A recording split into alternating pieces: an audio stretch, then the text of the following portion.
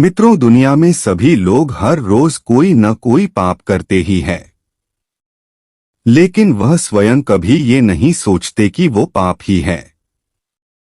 ऐसे में सवाल उठता है कि आखिर इस संसार में सबसे बड़ा पापी कौन है।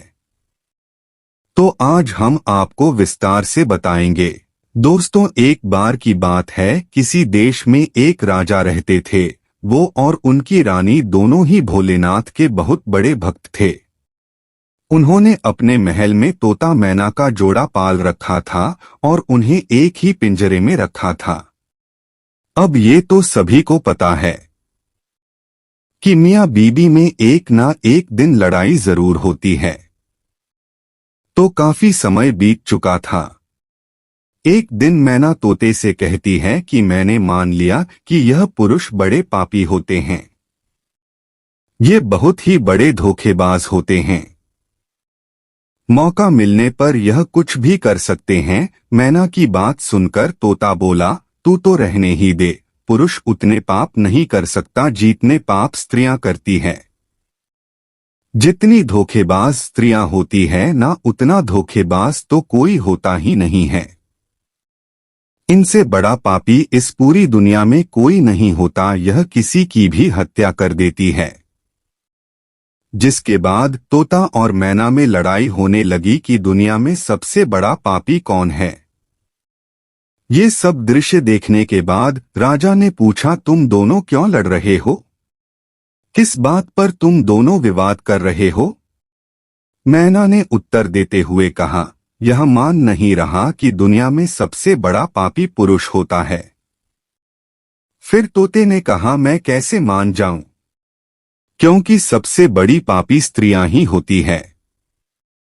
तब राजा ने दोनों से कहा, तुम किस कारण से ऐसा कह रहे हो?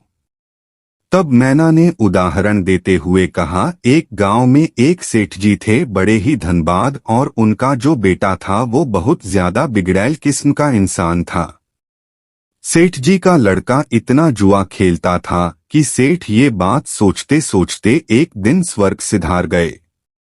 जब पिता जिंदा थे तो वह थोड़ा थोड़ा जुआ खेलता था, लेकिन पिता की मृत्यु के बाद वह मुक्त हो गया और आराम से दिन रात केवल जुआ ही खेलने लगा, जिसका परिणाम ये हुआ जुआ में सब कुछ हार गया। फिर वह लौटकर अपने गांव नहीं आया और किसी दूसरे गांव चला गया, जहां वो एक सेठ के घर जा पहुंचा और उसने कहा कि थोड़ा सा जल मिलेगा। जब सेठ ने उससे पूछा कि तुम कहां से आए हो, क्या करते हो, जिसके उत्तर में लड़के ने कहा, मैं व्यापारी हूं और जहाज से जा रहा था।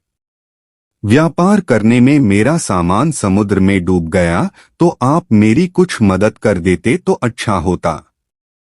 सेठ ने लड़के की बात सुनी और फिर उसकी बातों के जाल में फंस गए और कहने लगे कि बेटा, तुम दिखने में ठीक ठाक हो और कमा भी लेते हो, तो क्या मेरी बेटी से शादी करोगे? ये बात सुनकर लड़का खुश हो जाता है और शादी के लिए हामी भर देता है, जिसके बाद दोनों का विवाह हो जाता है और सेठ अपनी बेटी को खूब सारा धन देकर विदा कर देता है।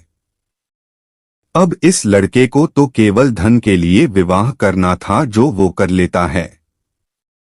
विवाह के बाद वो लोग जा रहे होते हैं तो रास्ते में एक जंगल पड़ता है। तब वह लड़का अपनी पत्नी से कहता है कि देखो, हम लोग जंगल से गुजर रहे हैं, तो कोई भी चोर तुम्हारे जेवर चुरा सकता है। तो ऐसा करो कि तुम अपने सारे जेवर उतार के मुझे दे दो। अब उसकी पत्नी ने उस पर भरोसा करके अपने सारे जेवर अपने पति को दे दिए।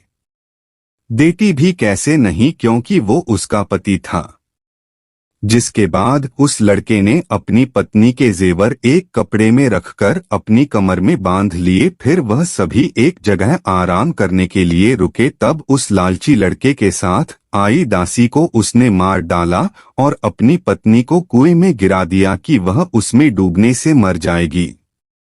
और फिर वो वहां से चला गया, किंतु उसकी पत्नी मरी नहीं और कुएं से बाहर निकलने के लिए आवाज लगाती रही। कुएं के पास से एक आदमी गुजर रहा था।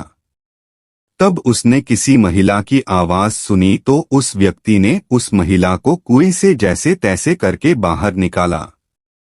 कुएं से बाहर निकालने के बाद महिला ने अपनी सारी जानकारी उस व्यक्ति को दी, जिस पर उस व्यक्ति ने महिला को उसके पिता के घर पहुंचा दिया।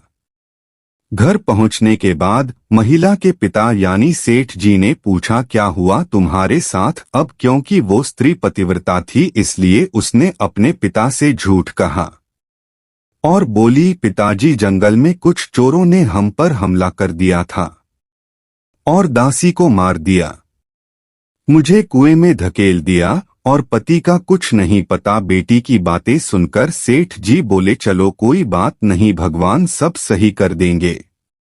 कुछ समय बाद लड़का दोबारा अपने ससुराल पहुंचा और सोचा कि सेठ जी से कहेगा कि आप नाना बनने वाले हैं और इसके बदले में खूब सारा धन मिल जाएगा। लेकिन वह जैसे ही अपने ससुराल पहुंचा उसकी मुलाकात उसकी पत्नी से हुई, जिस पर उसकी पत्नी ने उससे कहा, मैंने पिताजी को ये सारी बातें बताई हैं तो आप भी यही बता देना।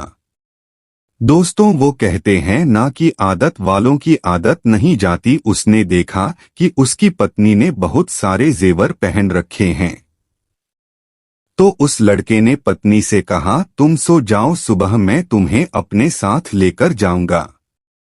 रात हुई और उसने अपनी पत्नी का चाकू से कत्ल कर दिया तथा सारे जेवर लेकर चला गया।